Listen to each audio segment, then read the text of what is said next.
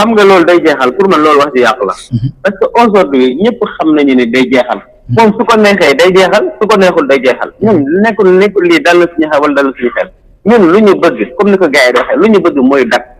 te pour man jël dat loolu soxlawul concertation soxlawul dialogue en réalité soxlawu ko parce que moom ci boppam xam na ni dat bu mu mën a jël avant le 2 kenn du kaas kenn du wax dara parce que ñun loolu lañ bëgg a fet dañoo bëgg a dem ci ay élection avant le 2 donc mu dem naa ak demul loolu xam nañu ne du dem loolu moom même su ko bëggoon mënul nekk parce que xam nañu mënul nekk même su ko doon jéemtee mënul nekk donc pour duñu wax naan damay dem du ma dem loolu c'est du information en fait information bu Sénégalais doon xaar mooy élection yi kañ lañ koy tëgg avant le 2 ñun loolu lañ doon xaar ci moom mais pas question mu ñu naan fa naan ay duma dem ak dinaa dem ak yooyu noonu on sait que moom du dem en réalité. voilà ci loolu aussi gis nañ ni moom da koy répété ji lu bëri ba ci ñaan ak moom aussi dañ koy répété ji lu bëri mooy wàllu jàmm ji wàllu apaisement daanaka mu mel ni moom vraiment moom mi doon wax ne li fi amoon doon fi amati moom mi doon gis naa sax yow nga def ko sa commentaire yaakaar naa mooy ki doon wax ne dinaa réduire l'opposition à sa plus simple expression mu mel ni daal moom mooy ñëw léegi di woote jàmm.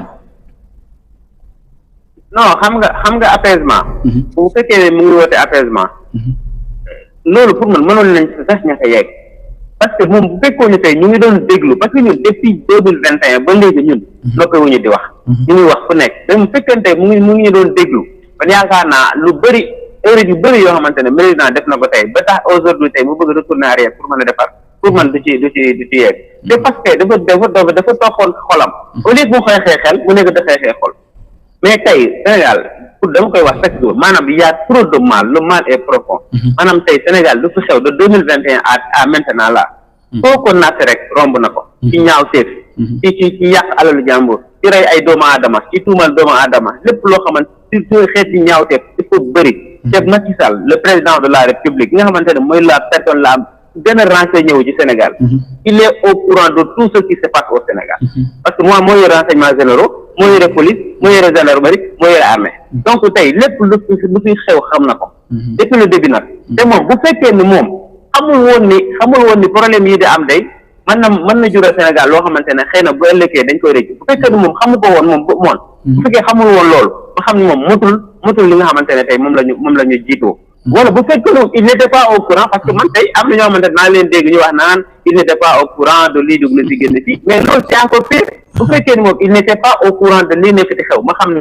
dana naa de parce que mérité wul jiite Sénégal donc instant bii nii tey lii yëpp moom moo ko teg boppam topp nit ki rek sam waa ji naan dem koy éliminer te gis nga yàlla suñu borom dafa nekk koo xamante ne tey maanaam su waxee waaw rek bi yëba nga ne waaw parce que yàlla su waxee waaw nga ne déet te daf lay woon ni man maa fi nekk donc lii nii yëpp mënoon na ñàkk peut-être am na ñu ko jegee ñoo xamante ne xëy na peut-être ñoo xamante ne nekkuñu di ko wax dëgg am nga njiit moom des fois surtout Afrique fii boo nekkee yore pouvoir am na ñu bëri ñoo xamante ne ñu nekk sa dañ la wax dëgg dañ lay nekk di raayal di la wax lu neex ngir lu ñu gañe ci yow te malheureusement njiit loolu moo koy lor parce que tey boo jiitoo nga xamante ne yow ñëpp sa kàddo yow yaay armée soo waxee ñu dégg police soo waxee ñu dégg ñu jëfee gendarmerie soo waxee ñu jëfee nit ñi et cetera yow pouvoir xaalis yaa ko yore décret yaa ko yore pouvoir boobu yëpp boo ko yore bu fekkee ne yow tey ñi nga xamante ne ñoo la wër duñu ay nit ñu baax duñu ñoo xamante ne ragal nañu yàlla rek boo moytuwul rek di nga dugg ci loo xam ne di nga dugg ci guuta te Macky Sall malheureusement loolu moo ko dal instant bi mu ngi woote ay loi d'amnistie ay libéré ay kii mais c'est trop tard instant bi même bu libéré woon pour prisonniers yi wax ma prisonnier politique de mais tous les prisonniers yi nekk ci prison te bu loolu libéré woon tey loolu instant yi daram yàqu na te moom gis nga nu mu mujjee ni ci nguuram maanaam soo li bëri na loo xamante ne kenn dootu ko fàtte parce que tey lii da ngay toog nit mën na dund ba dee te du fàtte la ko fu ñu poussé élection fu lay xewee donc malheureusement lii nii daf koo mérité parce que il a fait trop de mal dans ce pays là xam nga communauté internationale ñoom seen réaction noonu la mën a demee parce que De Gaulle moo doon wax naan les États ils n'ont pas des amis ils n'ont que des intérêts à défendre muy Amérique muy France muy dëkk bu mu mën a doon muy Russie muy dëkk bu mu mën a doon amuñu xarit Macky Sall du seen xarit Sénégal du seen xarit ils ont des intérêts yu ñuy défendre Sénégal